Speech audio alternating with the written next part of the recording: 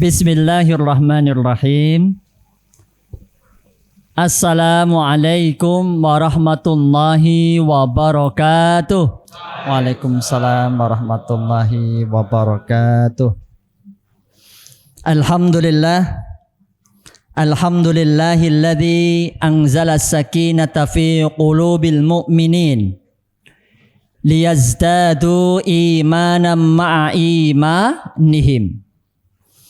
Alhamdulillahi ala fitratil Islam wa ala kalimatil ikhlas wa ala dini nabiyyina Muhammadin sallallahu alaihi wasallam wa ala millati abina Ibrahim hanifan musliman wa ma kana minal musyrikin.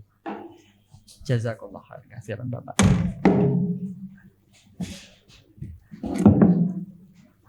Amsayna wa amsal mulku lillah walhamdulillahi wa la ilaha illallah wallahu akbar. Asyhadu an la ilaha illallah wahdahu la syarika lah, lahul mulku wa lahul hamdu yuhyi wa yumitu wa huwa ala kulli syai'in qadir. Yang sama-sama kita hormati Kiai Haji Bapak Muhadi beserta jajaran dan rekan-rekan semuanya, baik bapak-bapak maupun ibu-ibu yang tak mungkin saya sebut satu persatu, yang semoga semuanya dimuliakan Allah. Allahumma amin. Pertama-tama, yang paling utama, mari kita bersyukur kepada Allah Subhanahu wa taala dengan bersama melafalkan alhamdulillahi rabbil alamin atas segala karunia-Nya Allah, maha baiknya Allah yang semuanya Allah hadirkan, Allah berikan kepada kita, yang semuanya itu harus kita balas dengan ketaatan. Dan semoga dengan berkumpulnya kita di majelis ilmu ini, Allah kelak jadikan kita menjadi hambanya yang dibangga-banggakan di hadapan para makhluknya. Wa dzakarallahu fima indah. Dan setiap langkah kaki yang kita haturkan ke majelis ilmu ini menggugurkan dosa-dosa kita, meninggikan derajat kita di hadapan Allah Subhanahu wa taala, serta kita mendapatkan rahmat-Nya. Allahumma amin. Bersolawat kepada junjungan Nabi besar kita Muhammad sallallahu alaihi wasallam. Allahumma salli ala Muhammad. Mari bapak-bapak, ibu-ibu sama-sama. Allahumma salli ala Muhammad wa ala ali Muhammad kama sallaita ala Ibrahim wa ala Ibrahim innaka Hamidum Majid. Mudah-mudahan dengan sholawat kita kepada Sayyidul Anam, manusia terbaik yang Allah hadirkan di tempat yang baik ini, menjadikan syafaat kelak Allah berikan kepada kita bersama Rasulullah. Allahumma amin. Bapak-bapak, ibu-ibu, izin saya memperkenalkan diri sebelumnya. Mungkin ada yang belum kenal nggih. Nama saya Ahmad Syakir bin almarhum Abdurrahim. Rumah saya Sedah Romo Lor. Tebih napa deket Bu? Deket napa jauh Bu? Jauh ya Bu ya? Sedah Romo Ler, depan SD Islam Al Hilal. Bapak kami wafat, kemudian rumahnya kami jadikan pondok pesantren tahfidzul Quran Sibghatullah. Pondoknya namanya apa Bapak-bapak, Ibu-ibu? Sibghatullah. Kurikulum pendidikan pengajarannya kami menggunakan KMI Gontor. Jadi ilmu umum dan agama 100%, sekaligus bahasa asing Arab dan Inggris selalu diajarkan. Jadi setengah tahun pertama validasi hafalan Qur'annya jelas. Dan setengah tahun pertama bahasa Arabnya insya Allah langsung cas-cis-cus. Langsung bisa bicara dengan bahasa Arab. Insya Allah. Sebab kenapa Pak? Pengajarnya semuanya ustadz hafal Quran, bahasa Arab, bahasa Inggris. Walaupun ngajarnya bahasa Indonesia, geografi, guru olahraga, tapi dia ustadz hafal Quran, bahasa Arab, bahasa Inggris.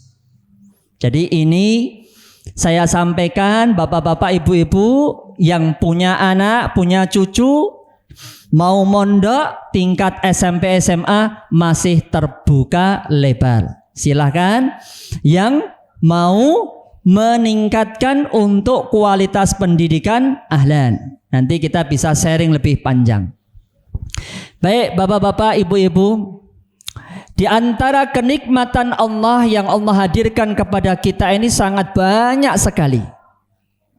Di antaranya kemurahan-kemurahannya Allah yang Allah hadirkan, di antaranya adalah yang termaktub dalam surah Al-An'am ayat 60. Coba yang membuka mushaf bisa ditulis, dibuka. Yang membawa HP bisa dibuka. Al-An'am ayat 60. Bismillahirrahmanirrahim. Wa huwallazi yatawaffakum bil-laili wa ya'lamu ma jarahtum bin-nahari thumma yab'atsukum fihi liyuqadha ajalum musamma. Sampun kepanggih? Dialah zat Allah yang mewafatkan kita semuanya ketika malam hari. Wa ya'lamu ma jarahtum bin nahar, yang kemudian Allah ini membangunkan dengan mengembalikan ruh kita kepada jasad kita. Dan Allah tahu ketika siang nanti orang ini melakukan maksiat kepada Allah. Summa yab'atsukum fihi liyuqadha. Jadi Allah selalu akan bangunkan dan kemudian tidurkan di malam hari, kemudian siangnya manusia akan terus melakukan kemaksiatan kepada Allah. Fihi liyuqadha ajalum musamma. Ini semuanya akan sampai pada waktunya yang telah ditentukan, yaitu ketika meninggal dunia. Jadi ayat ini Allah tegaskan untuk orang-orang musyrikin, orang-orang kafir. Orang-orang kafir itu setiap hari tidur di malam hari, kemudian pagi atau siang harinya bermaksiat kepada Allah Subhanahu wa ta'ala. Dan begitu pula dengan orang beriman. Orang beriman juga tidur napa mboten, bapak-bapak, ibu-ibu? Tidur, karena sudah sunnatul Allah. Ketika tidur itu Allah menahan ruh. Kemudian Allah mengembalikan ruh itu kapan? Ketika kita dibangunkan. Dan Allah Maha tahu, hambaku ini melakukan maksiat, hambaku ini melakukan ketaatan, dan terus berjenjang demikian sampai ajalum musamma, sampai waktu kita meninggal dunia. Jadi bapak-bapak, ibu-ibu, dalam Islam itu ketika bicara hisab, itu adalah hisab yang dilaksanakan sebelum mati. Yang kedua setelah mati. Sebelum mati itu kapan? Penentunya di akhir. Sebelum mati atau ketika manusia masih hidup akan dihisab oleh Allah, penentunya di akhir ajal. Penentunya kapan, Bu? Di mana, Bu? Di akhir ajal. Sebagaimana hadis yang disampaikan oleh Rasulullah sallallahu alaihi wasallam dari sahabat Sahal bin Sa'id As-Sa'idi, innamal a'malu bi khawatimiha. Sesungguhnya amal sebuah hamba, amalnya seseorang itu tergantung dari khawatimiha, di endingnya, di akhirnya. Sedangkan kalau kita sudah meninggal dunia, hisabnya di mana Bapak-bapak? Di depan. Maka ketika di depan dianggap baik oleh Allah, maka akan dinilai oleh Allah semuanya baik. Hadis yang disampaikan oleh Rasulullah sallallahu alaihi wasallam, awwalu ma yuhasabu yaumal qiyamati 'abdin fi amalihi. Hari yang akan dihisab seorang hamba di hari kiamat, yaitu yang pertama tentang amalnya. Fa idza saluhat, jazakallahu khairan katsiran. Fa idza saluhat, apabila baik amalnya ini, yaitu salatnya, saluha amalu kulluhu, maka amalnya akan baik semua. Wa in fasadat, apabila amalnya yaitu yang di akhir ini ya, maka jelek semua. Masya Allah, ya, monggo silakan. Jadi hisab dalam Islam ya, hisab dalam Islam tadi antara sebelum meninggal dan setelah meninggal. Paham ya Bu? Bapak-bapak Bang ya? Sebab usaha manusia sebagai orang beriman kita ini harus senantiasa dalam ketaatan kepada Allah. Agar waktu-waktu yang Allah hadirkan kepada kita ini bernilai ibadah dalam ketaatan bersama Allah. Wa'bud rabbaka hatta ya'tiyakal yakin. Sembahlah Tuhanmu hatta ya'tiyakal yakin, sampai datang kepadamu al-yakin. Al-Hafidh Ibnu Katsir menjelaskan dalam tafsirnya dari Salim bin Abdullah bin Umar. Jadi Salim bin Abdullah bin Umar ini cucunya Umar bin Khattab, menyampaikan bahwasanya wa'bud rabbaka hatta ya'tiyakal yakin. Al-yakin di sini adalah kematian. Sembahlah Allah, taatlah terus kepada Allah sampai ajal menjemput kita. Jadi ayat ini berkesesuaian dengan surat Al-Mudassir. Qalu lam naku minal musallin. Terus? Nama Bu? Walam nakunu ta'imul miskin. Terus? Wa kunna nakhudu ma'al khaidin. Terus? Wa kunna nukadzibu biyaumiddin hatta atanal yaqin. Jadi ketika orang-orang ini Allah kisahkan di akhirat kelak, ada orang-orang yang mengatakan kepada Allah, qalu lam naku minal musallin. Kami ini orang-orang yang tidak mau taat kepada Allah, tidak mau sholat. Walam naku nut'imul miskin, dan juga tidak memberikan makan kepada orang miskin. Wa kunna nakhudu ma'al khaidin, hidupnya selalu senang-senang, foya-foya, leha-leha. Hatta ya'tiyakal yakin, dan kematian al-yakin adalah jawaban tafsir dari kematian. Jadi kita diperintahkan taat itu sampai kapan Bapak-bapak, Ibu-ibu? Sampai kapan? Sampai mati. Alhamdulillah, hawanya agak panas nggih, Bung nggih? Betul. Karena ketaatan inilah yang akan menjadi jembatan husnul khotimah.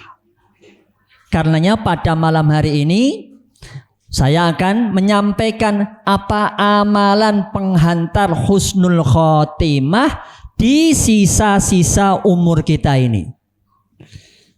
Karena hidup kita ini sebentar lagi. Maka ada apa atau amal apa agar bisa husnul khotimah? Tidak ada jaminan yang muda matinya terakhir. Nggih mboten Bapak-bapak? Nah, karenanya inilah harus kita sama-sama belajar.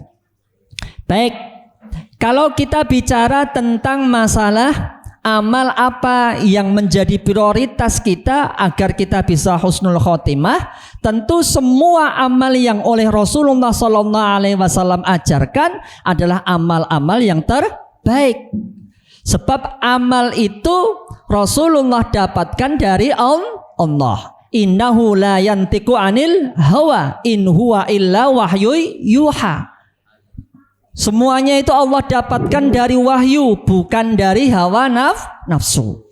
Jadi semuanya amal-amal ini yang harus kita kejar. Jadi kalau kita bicara masa lalu, mungkin ada di antara kita masa lalunya yang kelam. Ada masa lalunya yang ABCDE. Itu jangan menjadikan kita pesimis. Sebab napa Bapak-bapak, Ibu-ibu, para sahabat kalau kita mempelajari sebelum datangnya Islam, mereka sangat keras sekali. Mereka menyembah berhala. Nggih mboten? Mereka akan membunuh nabinya sendiri, nggih mboten? Bahkan sahabat akan membunuh sahabatnya sendiri, seperti Wahsy membunuh Hamzah. Tapi ketika hadir cahaya Islam, ketika mereka menemui indahnya Islam, mereka menjadi pionir-pionir kebaikan, yang ini semuanya menjadi hutang budi kita kepada para sahabat untuk bisa mengikuti. Sepakat Bapak-bapak, Ibu-ibu? Sepakat? Harus kita punya optimis. Agar apa? Di sisa-sisa umur kita ini ada amal yang harus kita kerjakan dengan segala prioritasnya. Contoh, prioritas niku nopo Bapak-bapak, Ibu-ibu? Prioritas itu yang harus dilakukan yang lebih utama tanpa meninggalkan yang lain. Karena ketika kita bicara prioritas akan menjadikan orang itu paham al-fiqhu, paham kefikihannya. Contohnya, seseorang membaca Al-Quran, kemudian terdengar suara azan, mana yang harus didahulukan? Mas Sinten, Bapak Sinten, Mas Rohmat, mana Mas? Dari dua ini mana yang jenengan pilih? Menjawab azan. Menjawab azan kita utamakan, sebab nopo? Ketika azan selesai, kita akan kehabisan fadilah dari azan. Begitu pula bin Bas, ketika duduk menunggu antara azan dan iqomah, apa yang kita lakukan Bapak-bapak, Ibu-ibu? Sholat 2 rakaat, kemudian kita berdoa. Ketika beliau duduk didatangi sahabat ingin bertanya konsultasi mengenai kemelut dunia, dijawab sama Syekh bin Baz, hada laisa waktuhu. Ini bukan waktunya, waktunya untuk berdoa bertahmid kepada Allah. Karena apa? Ada prioritas. Jadi dengan prioritas-prioritas begini ini kita bisa tahu amalan apa yang harus kita kerjakan dengan keadaan kita masing-masing. Apa itu Ustadz amalannya? Yang pertama adalah amalan yang harus kita lakukan, yang harus kita jadikan gacuan, amalan ringan, bisa dikerjakan secara terus-menerus. Jadi kita harus punya skala prioritas. Yang pertama, di tengah kesibukan, di tengah umur yang sudah tidak pendek, sudah tidak panjang lagi ini ya, kita harus memprioritaskan amalan yang bisa kita rutinkan. Sebab pahala seorang hamba ketika dia melakukan sebuah rutinitas yang ia selalu kerjakan, oleh Allah akan dicatat kebaikan walaupun dia dalam keadaan safar atau sakit. Jadi ketika seorang hamba mungkin dalam keadaan safar atau sakit, dia tidak bisa datang ke majelis ilmu seperti malam ini. Nggih mboten? Tidak bisa sholat jamaah, nggih mboten? Karena sakit. Atau ketika safar, seseorang tidak diminta untuk melaksanakan sholat sunnah 12 rakaat. Napa Bu? Sholat sunnah 12 rakaat itu kenapa? Sholat sunnah rawatib, tapi hanya melakukan sholat wajib. Bahkan sholat wajibnya kadang harus dijamak dan qasar. Sebab napa? Karena ada hal yang menjadikan dia tidak bisa. Tapi karena kebiasaan dia selalu mengerjakan amal-amal itu menjadi rutinnya, dia selalu mendawamkan puasa, atau dia selalu mendawamkan qiraatul Quran, atau dia selalu mendatangi majelis ilmu, atau dia selalu setiap bulan bisa melaksanakan umrah, Allahumma amin. Atau setiap tahun berangkat haji, amin. Nggih Bu nggih? Ketika dia sakit atau dia safar, Allah akan tetapkan pahala terus mengalir. Innal abda idza kana safiran au maridon kutiba lahu maka lahu muqiman sahihan.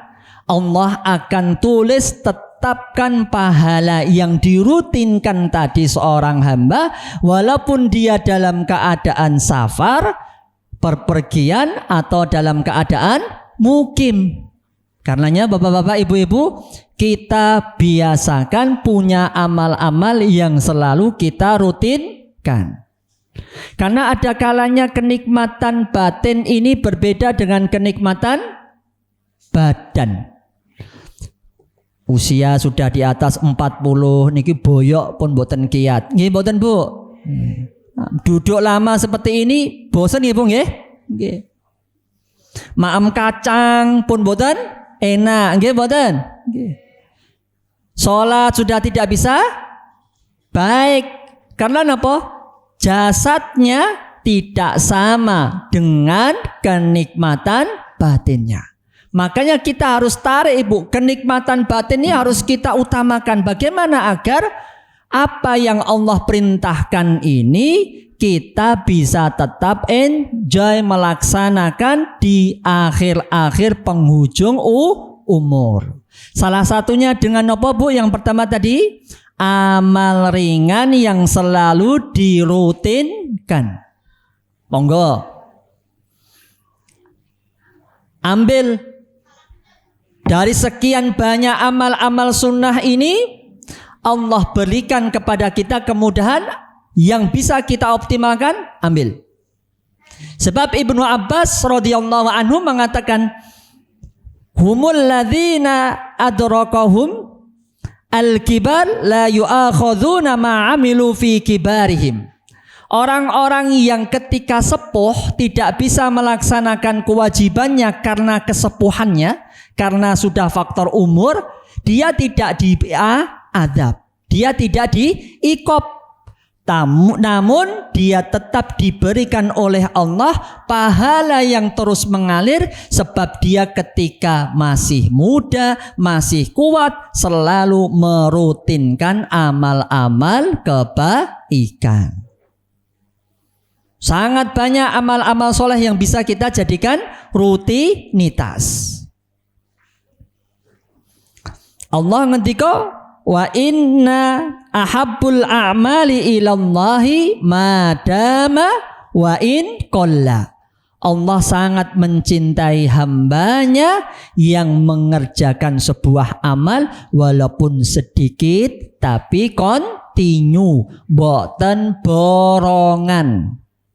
Boten apa Pak? Borongan. Masya Allah, satu hari bisa 30 juz. Ini dari Pondok Nurul Huda, ini Mas. Ya Masya Allah, satu hari khatam 30 juz, tapi setelah itu seminggu nggak ngaji. Kurang bagus. Lebih baik apa? Setiap hari ngaji setengah juz, tapi terus kontinu. Ini yang harus didawamkan. Ngoten nggih bapak-bapak, ibu-ibu? Ada sahabiah namanya Haula binti Syuaib. Datang ja'at ila Aisyah radhiyallahu anha. Datang kepada Aisyah yang di situ ada Rasulullah sallallahu alaihi wasallam. Menyampaikan zu'ama annaha la tanamu lailah. Disampaikan kepada Rasulullah, ya Rasulullah, namanya Haula ini dia tidak tidur kalau malam hari. Rasulullah kaget. Sahih, la tanam, benar tidak tidur kalau malam hari? Kemudian disampaikan,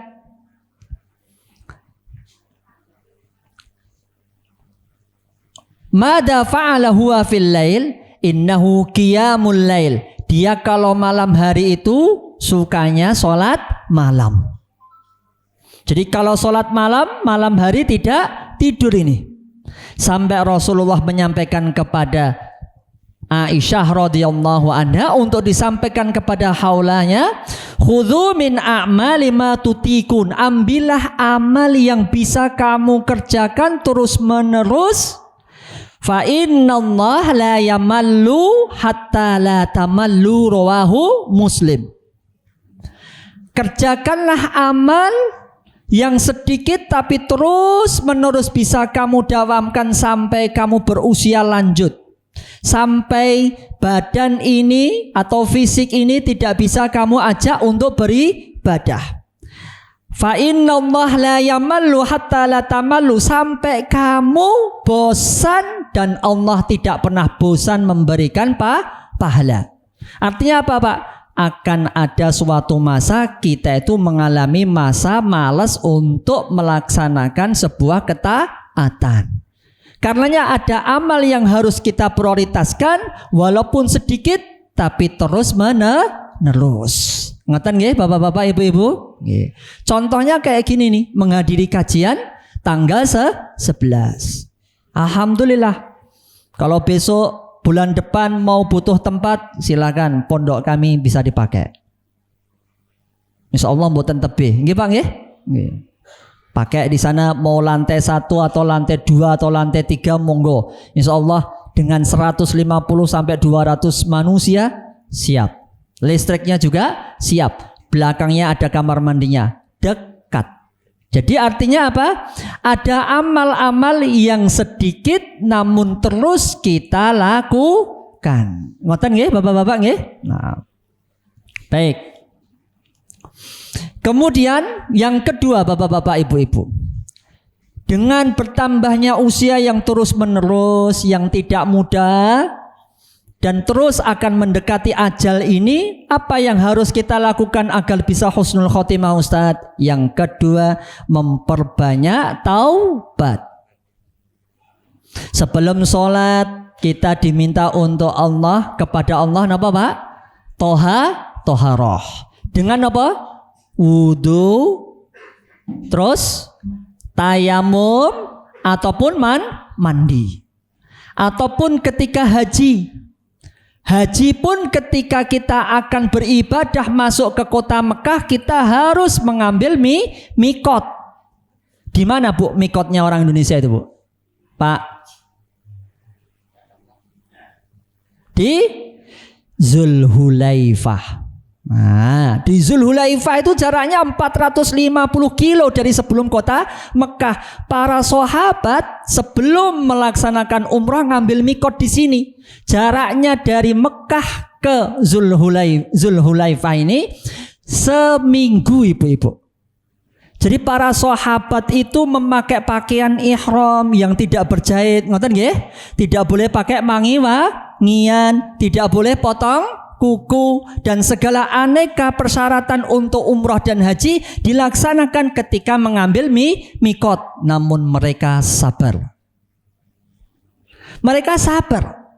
Bahkan kalau sekarang jamaah kita ini pangapunten, dari mikot menuju Madinah atau Mekah itu pakai bis 5 jam. Enggak sabar.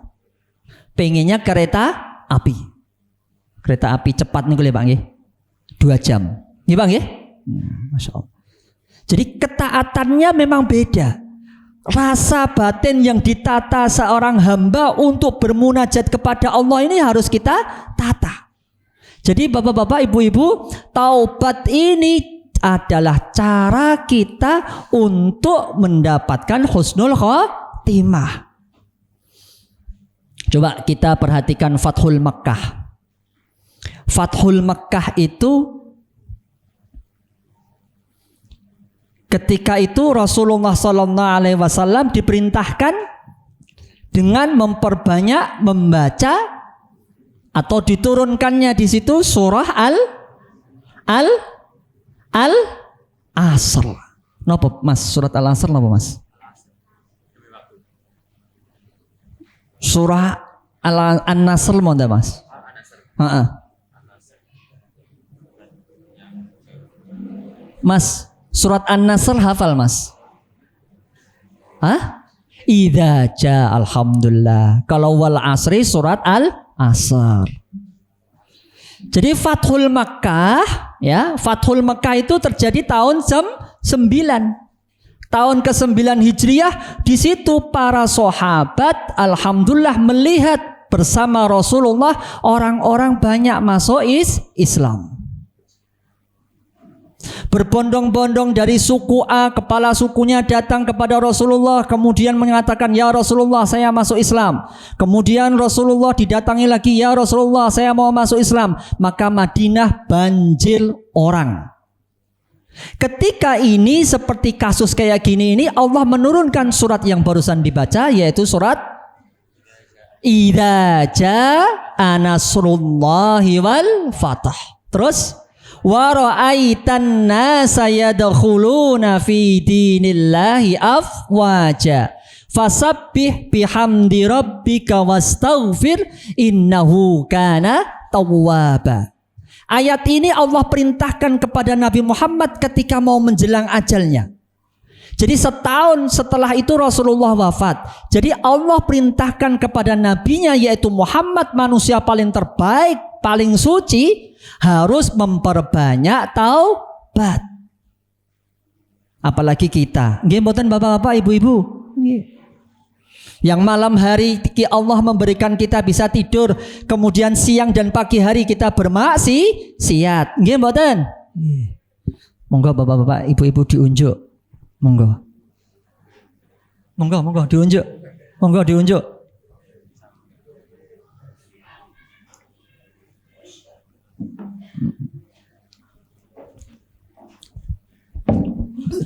Karena gini bapak-bapak, ada imam yang membacanya salah.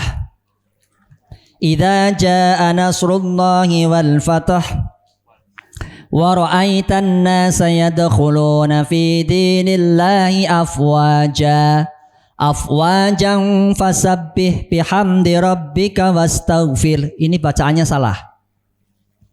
Karena kalimat afwaja itu adalah kalimat masuknya orang-orang Islam memasuki agama Islam dengan berbondong-bondong. Jadi bukan afwajang fasabbih, mereka berbondong-bondong, bertasbih, bertahmid kepada Allah. Maka jadinya zikir jama'i. Nggih mboten, Pak? Nggih mboten, Pak?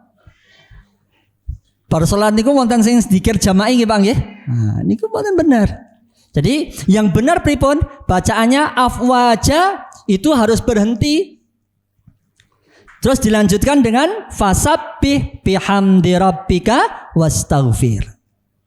Aisyah radhiyallahu anha berkata, qalat kana an-nabiyyu sallallahu alaihi wasallam yuksiru hadzal du'a. Rasulullah sallallahu alaihi wasallam ketika turun ayat ini, ayat yang terakhir disampaikan fasabbih bihamdi rabbika wastaghfir, ya Muhammad, perbanyaklah taubat dengan beristighfar kepada Tuhanmu. Maka Rasulullah ketika sholat dalam rukuknya dan sujudnya beliau memperbanyak doa subhanakallahumma rabbana wa bihamdika Allahumma ighfir li. Ya Allah, maha suci Engkau ya Allah, dengan segala kesucianmu aku memohon ampunanmu. Ayat ini yang menjadikan pelecut pemantik Rasulullah selalu mendawamkan ketika rukuk dan sujud membaca doa ini. Pripun bapak-bapak, ibu-ibu doanya? Allahumma, sama-sama. Allahumma subhanakallahumma rabbana wa bihamdika Allahumma ighfirli.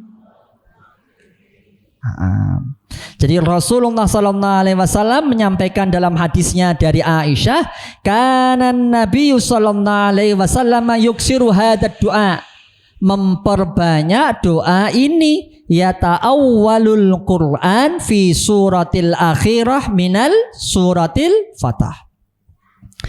Banyak Rasulullah mengamalkan perintah Allah dengan memperbanyak doa di waktu rukuk dan sujud yang kita baca tadi. Ngoten nggih bapak-bapak, ibu-ibu nggih? Jadi harus kita memperbanyak apa? Taubat. Jadi ketika ayat ini turun, Umar bin Khattab bertanya kepada Ibnu Abbas radhiyallahu anhu, "Ya Ibnu Abbas, kaifa ma taqulu an hadhihi surah?" Apa yang kamu ketahui tentang surah An-Nasr ini? Innahu ajalur Rasulullah sallallahu alaihi wasallam. Surah Al-Fatah diturunkan ini adalah surat tanda akan kedekatan ajalnya Nabi Muhammad sallallahu alaihi wasallam, wa huwa a'lamu bihi, dan aku hanya tahunya itu. Bagaimana Ibnu Abbas bisa menyampaikan kalau ini akan terjadi Rasulullah wafat? Karena ketika itu semua manusia penduduk Arab sudah banyak masuk Islam. Dan kalau sudah banyak masuk Islam dan kemudian Rasulullah menyampaikan dengan turunnya ayat ini, tanda Rasulullah akan kembali kepada Allah. Dengan apa, Pak? Kematian. Jadi Rasulullah SAW akan meninggal dunia itu 1 tahun kemudian Rasulullah wafat. Sebelumnya Rasulullah diperintahkan untuk senantiasa bertaubat. Karenanya kita ini sudah tidak muda lagi, harus memperbanyak taubat. Ngoten nggih bapak-bapak ibu nggih? Nggih. Begitu pula setelah sholat. Setelah sholat kita diperintahkan untuk beristighfar, bertaubat. Nggih mboten? Nggih. Selesai puasa Ramadan kita juga diperintahkan untuk bertakbir. Apa ayatnya itu? Walitukmilul iddata walitukabbirullaha ala ma hadakum. Al-Baqarah 183. Untuk melengkapi bilangan itu kemudian kita diperintahkan untuk bertakbir. Begitu pula dengan ibadah haji. Fa idza afadhan nasu wastaghfirullah. Ketika manusia pulang dari haji, maka diperintahkan Allah untuk memperbanyak istighfar. Jadi kita ini harus selalu beramal dan memperbanyak istighfar taubat kepada Allah. Ngoten nggih Bapak-bapak, Ibu-ibu nggih? Nggih. Baik, ini sampai jam berapa Mas? Oh masih terus Bu nggih? Masih. Yang ketiga, dalam kita beramal Bapak-bapak, Ibu-ibu, dalam berkehidupan, apalagi kita selaku orang muslim, kita harus punya yang namanya roja dan khauf.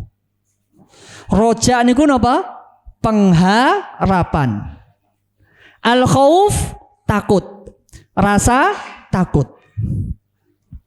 Rasa takut ataupun rasa pengharapan kepada Allah akan amal-amal ini jangan-jangan tidak diterima. Namun kita juga punya semangat, harus selalu kita dawamkan dalam hati kita, bagaimana amal kita ini Allah bisa tuliskan alias diterima. Ini kenikmatan yang Allah hadirkan. Kalau orang-orang kafir, dia tidak model konsep antara roja dan khauf. Dia tidak punya namanya takut dan pengharapan, karena hidupnya hanya realistis, hanya mengedepankan otak. Jadi ketika apa yang ia usahakan gagal, maka dia bisa bunuh diri. Tapi kalau orang beriman, tidak, karena ada rasa takut dalam kehidupannya, yang itu amalnya apakah diterima atau tidak, namun dia tetap punya semangat, yaitu ar-roja, mengharap kepada Allah agar amalnya ini bisa diterima. Dengan apa? Kita memantaskan amal-amal kita, memperbaiki amal-amal kita bersandarkan kepada sunnah-sunnah Rasulullah Sallallahu Alaihi Wasallam. Para ulama menyampaikan mana yang kita kedepankan antara al-khauf dan ar-roja, antara rasa takut ya, dengan pengharapan. Mana yang harus dikedepankan? Ini jawabannya ada dua Bu. Kalau untuk yang masih muda-muda ini biasanya masih senang dunia, nggih mboten? Pikirannya tentang dunia itu masih banyak sekali. Ini yang harus dikedepankan al-khauf, takut. Jangan-jangan amalku ini yang aku bermaksiat menjadikan su'ul khatimah. Jangan-jangan setelah ini saya meninggal dunia. Sebab nopo? Ketika meninggal dunia, maka yang terakhir itulah yang menjadi penentunya. Ini kalau napa Bu? Anak muda yang masih kuat, yang masih punya kesemangatan untuk melalang buana, ini harus punya rasa takut. Takutnya harus diedukasi, bahwasanya harus mempunyai rasa takut yang berlebihan agar amal-amalnya napa Bu, Bapak-bapak, tidak diterima. Tuh. Tapi kalau orang-orang yang pangamutan sudah sepuh-sepuh niki, kado saya niki sepuh sangat niki.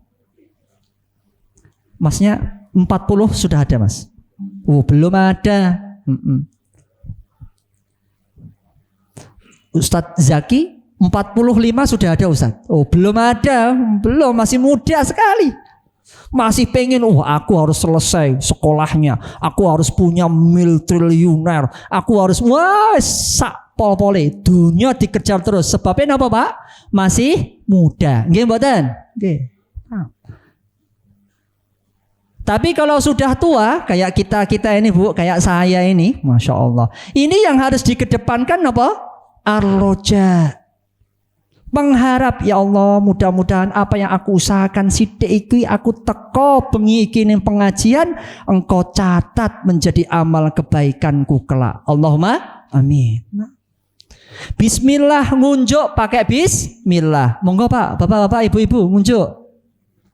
Dengan bismillah, dengan pakai tangan kanan, dengan adab-adab Islam memohon mudah-mudahan menjadi tambahan amal kebaikan. Itu roja. Mengharap amal yang sedikit ini bisa menjadi pantas dilihat Allah. Nggih mboten? Nggih. Sebab napa Bapak-bapak, Ibu-ibu, ketika nanti di akhirat nasullaha fanasiyahum. Allah akan melupakan manusia yang dia melupakan Allah. Mudah-mudahan itu tidak ada pada kita. Allahumma amin. Kita mau berangkat ke majelis ilmu ini dalam rangka apa Pak? Belajar untuk memantaskan diri di hadapan Allah. Kan ngoten nggih? Nggih. Jadi dengan kita memiliki ar-roja dan al-khauf menjadikan kehidupan kita ini seimbang. Dari Jabir radhiyallahu anhu yaqul sami'tu Rasulullah sallallahu alaihi wasallam. Jabir menyampaikan pesan dari Rasulullah sallallahu alaihi wasallam. Salasata yaumin qabla mautihi. Rasulullah 3 hari sebelum wafat berpesan kepadaku. Apa pesannya Rasulullah kepada Jabir ini? La yamutanna ahadakum illa wa huwa yuhsinu dhanna billah. La yamutanna ahadakum, jangan sampai kamu meninggalkan dunia ini kecuali kamu punya hubungan husnudzon kepada Allah. Sebab ketika sudah usia di atas 60 tahun itu pangapunten. Ada yang diuji hanya bisa berbaring, jasadnya sudah tidak bisa untuk diajak untuk beribadah. Namun semangatnya masih ada. Nggih mboten? Kadang kalau tidak husnudzon kepada Allah, tidak punya rasa roja dan al-khauf tadi, menjadikan apa? Kadang-kadang kita bisa suudzon kepada Allah. Aku ki dikasih sakit kayak gini ki salahku opo toh? Nggih mboten? Nggih, masyaallah. Maka kita harus punya husnudzon, inilah yang Allah ajarkan kepada Nabi Muhammad SAW agar kita tidak meninggal kecuali dengan berhusnudzon kepada Allah. Apa yang Allah hadirkan ini yang terbaik untuk kita. Yakin? Nggih mboten Ibu-ibu, Bapak-bapak? Nggih. Maaf. Jadi husnudzon ini disesuai dan bersesuaian dengan amal. Dengan amal yang baik, dengan amal yang soleh akan menjadikan kita makin yakin bahwasanya di saat kita sakit ataupun di saat kita nikmat semuanya dari Allah. Dan kita harus punya husnudzon kepada Allah. Baik, lanjutnya. Jadi suatu ketika Rasulullah mendatangi sahabat yang sakit. Kaifa tajiduka? Bagaimana perasaanmu ya sahabatku? Wallahi ya Rasulullah. Sahabat tadi mengatakan, wallahi demi Allah ya Rasulullah. Inni arjullah. Saya itu sangat berharap kepada Allah. Akan amal-amalku bisa selalu diterima oleh Allah. Wa akhafu dzunubi. Dan pada kesempatan yang sama, namun aku takut akan dosa-dosaku. Jadi orang ini tadi yang sakit ditanya oleh Rasulullah SAW, bagaimana kehidupanmu, keadaanmu dengan Allah hadirkan sakit ini? Dia menyampaikan, wallahi ya Rasulullah, inni arjullah, saya ini sangat mengharap ridhonya Allah. Apa yang Allah hadirkan untukku, apa yang Allah berikan kepadaku, Allah ridhoi dan aku ingin mendapatkan ridhonya. Wa akhafullah, dan aku ini takut dari amal-amalku, dari mulai balik sampai sekarang ini, jangan-jangan tidak diterima oleh Allah. Summa ajaba Rasulullah, lalu kemudian Rasulullah menjawab, la yajtami'ani qalba 'abdin, kalau seandainya berkumpul di hati seorang hamba qabla mautihi, sebelum meninggal dunia, mental, karakter, paradigma berpikirnya punya roja dan khauf yang bersandar pada husnudzon kepada Allah, maka Allah akan memberikan apa yang ia minta dan Allah akan jauhkan dari apa yang ia takutkan. Apa yang ia takutkan? Takut kalau amalnya tidak diterima oleh Allah. Takut apa? Takut diadab Allah. Namun berroja, berharap agar dijauhkan dari siksa Allah. Ini hal yang harus kita miliki sama-sama. Mental, khauf dan roja. Ngoten nggih Bapak-bapak, Ibu-ibu nggih? Nggih. Baik. Masih lanjut? Lanjut ya. Sedikit lagi. Selanjutnya, di sisa-sisa umur kita ini ada amalan husnul khotimah yang harus menjadi perhatian kita. Yang pertama tadi adalah mendawamkan amal walaupun sedikit. Yang kedua apa Pak? Memperbanyak taubat. Yang ketiga apa Pak?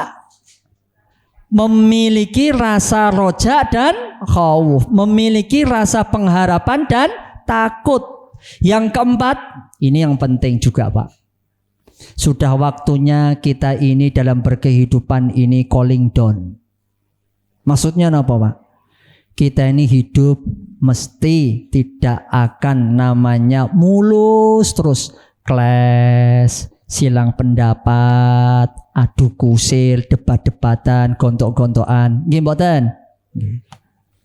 Mau di rumah, mau di tempat kerja, mau di tempat pengajian, bahkan di masjid akan selalu ada.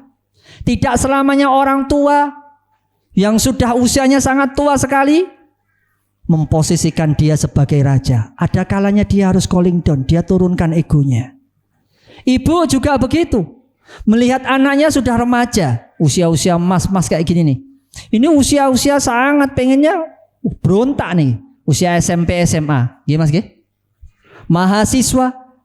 SMP, SMA, mahasiswa itu masa-masa berontak, masa-masa apa? Hubbud zuhur, mencari jati diri dan pengen tampil. Maka perselisihan ataupun gesekan itu yang harus kita hindari. Agar apa Pak? Agar kita di saat ketemu Allah, menghadap Allah, bisa husnul khotimah. Ini penting. Sebab apa Pak? Imam Syafi'i itu mengatakan, seburuk-buruknya manusia yang dia paling banyak masalahnya dengan masyarakatnya. Imam Syafi'i mengatakan, seburuk-buruk manusia yang sangat jelek dengan masyarakatnya, petingkahnya. Artinya masyarakat tetangga kanan kirinya tidak selamat dari lesannya atau tangannya. Na'udzubillah. Jadi definisi muslim niku Rasulullah menyampaikan, man salimal muslimu min lisanihi wa yadihi. Seorang mukmin itu harus mampu menjadikan tangan dan mulutnya itu tidak menyakiti orang lain. Lesan itu biasanya yang menyakiti perempuan atau laki-laki, bapak-bapak? Perempuan. Kalau yaduhu, tangan, biasanya apa pak? Laki-laki. Tapi antara lesan dengan tangan, mana yang lebih bahaya, bapak-bapak, ibu-ibu? Lesan. Lesan bisa menembus ruang angkasa. Pangamutan sudah meninggal aja masih digerenengi. Wonten? Wonten. Pangamutan sing ning Amerika digerenengi saged? Saged. Tapi kalau pakai tangan, pangamutan sampai jotos-jotosan minimal 1 meter baru kena. Nggih mboten? Tapi kalau jaraknya berjauhan 2 meter, saged Pak? Mboten saged.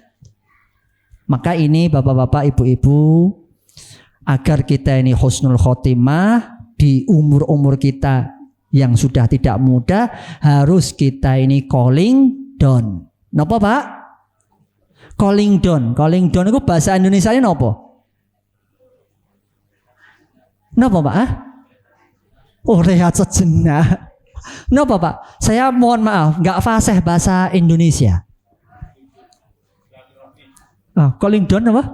Oh, silaturahmi. Calling down itu menurunkan ego. Gontok-gontokannya sudah diturunkan. Goro-goro patok. Masyaallah, goro-goro patok. Ribut. Goro-goro 200.000, 300.000 gontok-gontokan. Pangamutan sudah tua. Kalau toh kita dapat, juga tidak mungkin kita nikmati semua. Sudah mesti capek, tapi tidak bisa dinikmati semua. Nggih mboten? Nggih. Jadi Imam Syafi'i tadi mengatakan demikian, bi'sazat ilal ma'ad al-udwan wa ila adil ibad. Bi'sazat, sangat buruk sekali, perbekalan yang sangat buruk sekali, ilal ma'ad, ketika kita menuju akhirat dengan punya permusuhan di antara manusia. Ini yang Rasulullah SAW ajarkan kepada kita ketika beliau di penghujung sakitnya. Jadi hadis yang diriwayatkan oleh Daruqutni, walaupun ini hadis ini dhaif. Apa? Jadi Rasulullah SAW ketika sakit menyampaikan, sahabatku, adakah di antara kamu yang pernah aku pukul dan sekarang pengen balas mukul kepadaku? Ukasah bin Uwais mengangkat tangan. Ukasah bin Mihsan mengangkat tangan. Saya ya Rasulullah, ketika engkau memukul, saya belum balas. Saya mau balas sekarang. Rasulullah ingin ketika besok ketemu Allah itu sudah tidak punya masalah dengan manusia. Artinya calling down. Kenapa Pak calling down ya Bapak? Apalagi calling down Mas? Menurunkan ego apa? Apa Ustadz Zaki? Bahasa Indonesianya apa? Meredam ego, meredam emosional, gontok-gontokan usia 70 pokoknya aku pengen ketua takmir. Yen ora ketua takmir aku ramungan, raglem. Wow. Turunkan kayak gini sudah, bukan waktunya lagi. Nggih mboten, Bu, Pak. Aku yang ora jadi pengurus ora.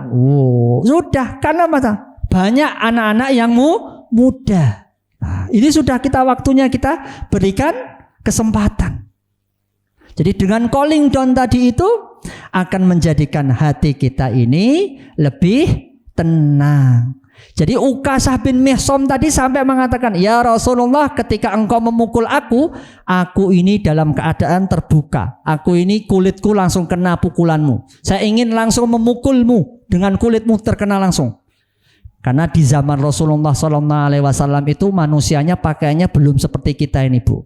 Pakaiannya seperti kita pakai sarung kayak gini ini, ngeten iki, kayak pakaian ihram terus yang atasnya apa? Kayak diselempangke. Jadi kelihatan dadanya itu kelihatan. Karena ketika itu kain harganya langka, mahal. Jadi Rasulullah kalau berdoa terlihat ketiaknya yang putih itu bukan karena sobek, tapi memang begitu pakaiannya orang zaman dahulu. Jadi Rasulullah ingin ketika akan menghadap Allah sudah tidak punya masalah dengan manusia. Dengan cara apa Pak? Calling down, memaafkan, tidak mau sengketa. Pernah ketika itu Rasulullah didatangi sahabat. Ya Rasulullah sallallahu alaihi wasallam, laqad ghala as-si'r. Ya Rasulullah, barang-barang sekarang mahal, naik semuanya ini, inflasi. Kayak sekarang, ya Mas ya. Sekarang nopo-nopo mahal toh Pak? Naik toh Pak nggih? Naik mboten? Naik nopo-nopo naik niki. Jadi Rasulullah didatangi para sahabat, para pedagang. Ya Rasulullah, laqad ghala as-si'r. Ya Rasulullah, barang-barang pada naik semuanya ini ya Rasulullah. Fasa'ir lana, tolong komando agar barang harganya turun. Agar turun harganya itu tadi. Kenapa? Agar kita ini untung.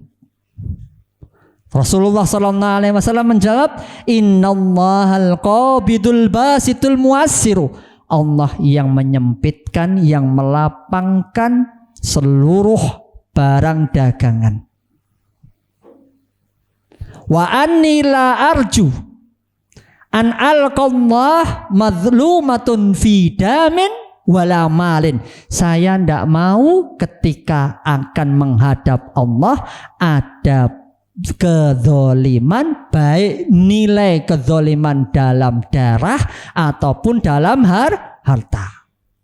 Jadi kita yang masih punya sengketa-sengketa harus kita selesaikan sebelum ajal menjemput. Ngoten nggih Bapak-bapak, Ibu-ibu nggih? Nggih. Agar napa? Kita bisa menghadap Allah dengan pantas husnul khotimah. Jadi Rasulullah mengajarkan zero, keadaan memaafkan. Sahabat begini ini langsung diberikan rukhsah, diberikan kesempatan. Kalau kamu mau memukul aku silahkan. Begitu pula ketika kita mendidik anak-anak kita, kadang kita juga dengan kekerasan. Tapi insya Allah kita mukulnya itu kan tidak sampai terluka. Kan ngoten Bang ya? Insya Allah marahnya kita orang tua kepada anak dalam rangka mendidik.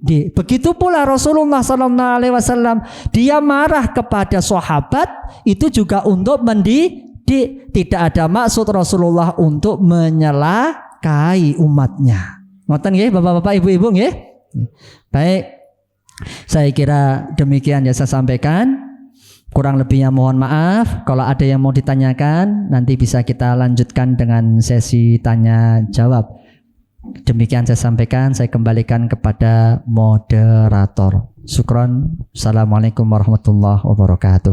Waalaikumsalam warahmatullahi wabarakatuh. Masihnya acara selanjutnya yakni doa yang akan disampaikan oleh Bapak Ahmad Al-Ustadz Ahmad Syakir. Waktu saya dapat kami silakan. Enggak sekalian, yaudah. Baik. Mari Bapak-bapak, Ibu-ibu kita berdoa bersama-sama di penghujung acara ini dengan bersama membaca istighfar. Astaghfirullah. Astaghfirullah. Astaghfirullah. Allah. Astaghfirullah. Bismillahirrahmanirrahim. Allahumma salli ala sayyidina Muhammad wa ala ali sayyidina Muhammad wa sallim wa radiyallahu tabaraka wa ta'ala an kulli sahabati rasulillahi ajma'in walhamdulillahi rabbil alamin. Allahumma inna nas'aluka bi asma'ikal husna wa bi sifatikal ulia wa anni ushidu bi annaka antallahu la ilaha illa anta al-ahadus samad lam yalid wa lam yulad wa lam yakul lahu kufuwan ahad.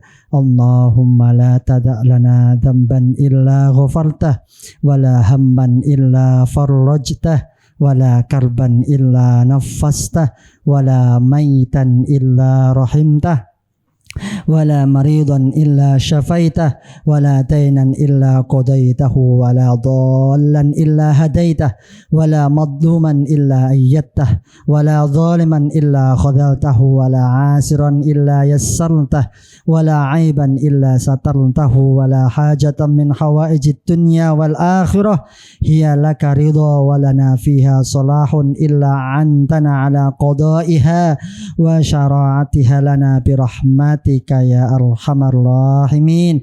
اللهم إنا نسألك علما نافعا ورزقا طيبا مباركا واسعا كثيرا حلالا ميسرا من حيث لا يحتسب يأتي رزقنا رغدا من كل مكان وشفاء من كل داء وسقم وعمل متقبل ودعاء مستجاب وحسن ختام. اللهم أعنا على ذكرك وشكرك وحسن عبادتك. اللهم أعنا على ذكرك وشكرك وحسن عبادتك. اللهم إنا نسألك الهدى والتقى والعفاف والغنى. ربنا هب لنا من أزواجنا وذرياتنا قرة أعين واجعلنا للمتقين إماما waj'alna lil muttaqina imama. Ya Allah, anugerahilah kami keturunan yang baik-baik dan perbaikilah keturunan kami ya Allah, dan jadikanlah keturunan kami imamal muttaqin, pemimpinnya orang-orang bertakwa. Rabbana atina fid dunya hasanah wa fil akhirati hasanah wa qina adzabannar wa sallallahu ala sayyidina Muhammad wa ala alihi wa sahbihi wa baraka wa sallam. Al-Fatihah. Alhamdulillah, masyaallah. Bismillah. Syukran. Wassalamualaikum warahmatullahi wabarakatuh. Waalaikumsalam warahmatullahi wabarakatuh. Mari Bapak-bapak, Ibu-ibu, kita tutup bersama dengan membaca hamdalah. Subhanakallahumma wa bihamdika asyhadu an la ilaha illa anta astaghfiruka wa atubu ilaik. Wal afu minkum. Wassalamualaikum warahmatullahi wabarakatuh. Waalaikumsalam warahmatullahi wabarakatuh.